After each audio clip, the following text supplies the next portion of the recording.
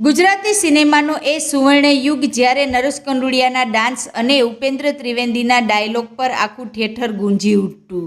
રમેશ મહેતાની કોમેડી હોય કે અરવિંદ રાઠોડની ધાક, કલાકારોએ આપણને હસાવ્યા પણ છે અને રડાવ્યા પણ છે.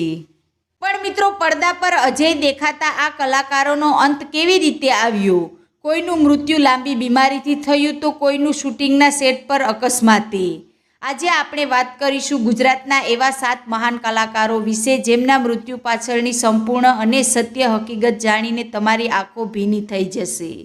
ખાસ કરીને નારાયણ રાજગોર સાથે જે બન્યું એ જાણીને તમે હેરાન થઈ જશો. નારાયણ રાજગોર શૂટિંગ સેટ પર કરુણ અંત.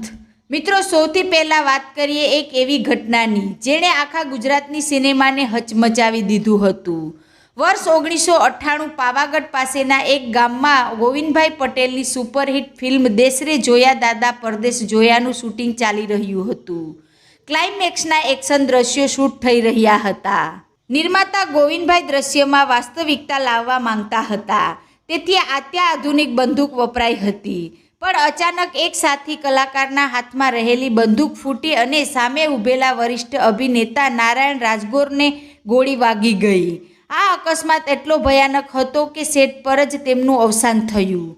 એક કલાકારનો શૂટિંગના સેટ પર જ આવો અંત આવશે એવું કોઈએ સપનામાં પણ વિચાર્યું નહોતું. નરેશ કંડોડિયા ગુજરાતનો સુપરસ્ટાર.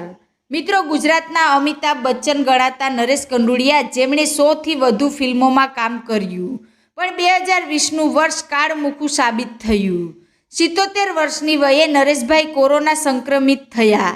અમદાવાદની યુએન મહેતા હોસ્પિટલમાં તેમની સારવાર ચાલી રહી હતી. પણ 27 ઓક્ટોબર 2020ના રોજ હૃદય રોગના હુમલાએ આપણી વચ્ચેથી આ મહાન કલાકારને છીનવી લીધા.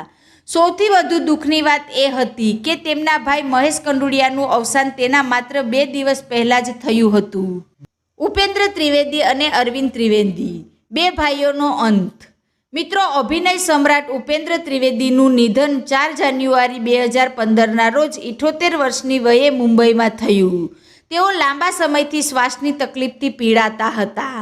તો બીજી તરફ રામાયણમાં રાવણના પાત્રથી અમર થયેલા તેમના નાના ભાઈ અરવિંદ ત્રિવેદીનું નિધન 6 ઓક્ટોબર 2021ના રોજ થયું. તેમને ઉંમરને કારણે ઘણી તકલીફો હતી, પણ અંતે હાર્ટ એટેકને કારણે તેમનું અવસાન થયું.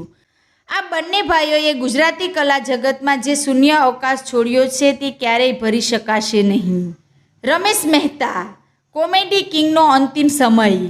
મિત્રો, રમેશ મહેતા વગર ગુજરાતી ફિલ્મ અધૂરી હતી. તેમનો અવાજ કાને પડતા જ લોકોના ચહેરા પર સ્મિત આવી જતું. પણ તેમનો અંતિમ સમય ઘણો પીડાદાયક રહ્યો. તેઓ કિડનીની બીમારી અને ગેંગ્રીન જેવી બીમારીઓથી ઘેરાયેલા હતા. 11 મે 2012ના રોજ 78 વર્ષની વયે રાજકોટની હોસ્પિટલમાં આ હસાવનારો કલાકાર કાયમ માટે પોઢી ગયો. અરવિંદ રાઠોડ. મિત્રો, અરવિંદ રાઠોડે ગુજરાતી ફિલ્મોમાં વિલન તરીકે જે ઓળખ બનાવી હતી એવી ભાગ્યે જ કોઈએ બનાવી હશે. સમય જતાં તેમની તબિયત બગડવા લાગી હતી. જુલાઈ 2021માં 80 વર્ષની ઉંમરે અમદાવાદમાં લાંબી બીમારી બાદ તેમનું નિધન થયું. તેઓ એકલા રહેતા હતા અને અંતિમ સમયે પથારી વંશ હતા. ગુજરાતના આ દિગ્ગજ કલાકારનું અવસાન કલા જગતમાં મોટી ખોટ છે.